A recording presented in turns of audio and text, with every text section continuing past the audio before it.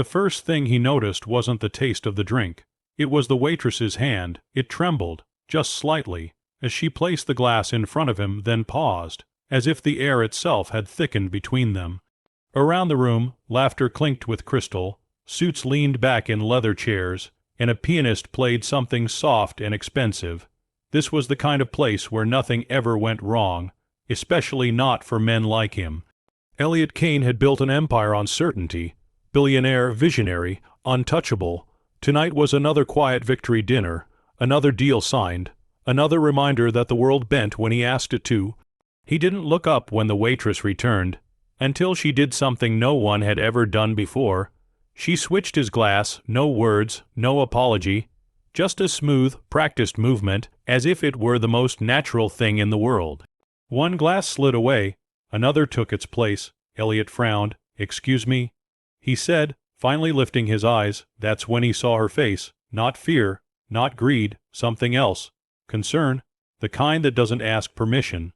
"I'm sorry," she said quietly, her voice steady but low. "That one's on me." On me. She didn't explain, didn't linger. She turned and walked back toward the bar, her apron brushing against her legs, disappearing into the rhythm of the restaurant. Elliot stared at the new glass. For a moment, irritation flared.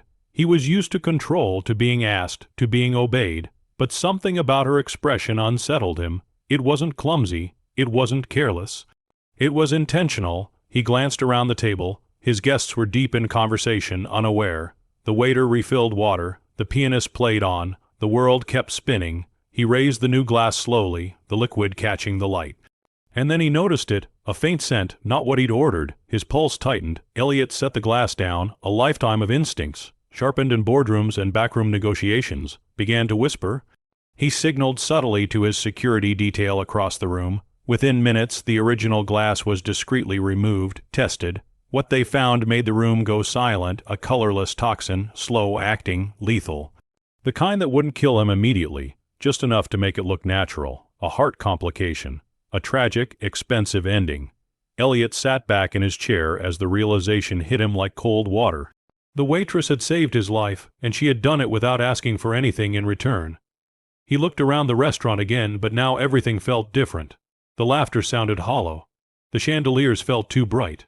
For the first time in years, Elliot Kane felt small. When the investigation team moved in, when questions began, when his guests were ushered out with careful smiles, Elliot only had one thought on his mind. Find her. They found her in the kitchen, scrubbing a pan as if nothing extraordinary had happened. Her name was Lena, 26, working double shifts to help her younger brother through college. No powerful connections. No secret agenda. Just a sharp eye. And a conscience. "I've seen it before," she said when Elliot finally spoke to her privately. "A man tried to poison his business partner. I was bussing tables back then. The smell. It doesn't forget you.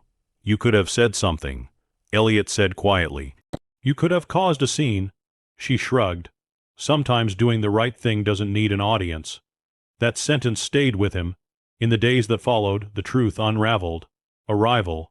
A trusted associate. Betrayal wrapped in a handshake. Elliot handled it all with precision. But the real shift wasn't in his security protocols or legal strategy. It was inside him. He couldn't stop thinking about the way Lena had looked at him. Not like a billionaire, not like a prize, but like a human being whose life mattered. A week later, Elliot returned to the restaurant. No entourage.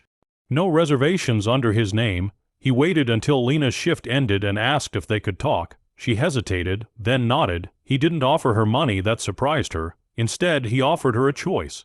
A scholarship for her brother, a safer job if she wanted it, or nothing at all if she preferred her life as it was.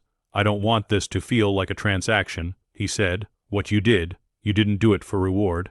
Lena looked at him for a long moment, then smiled softly.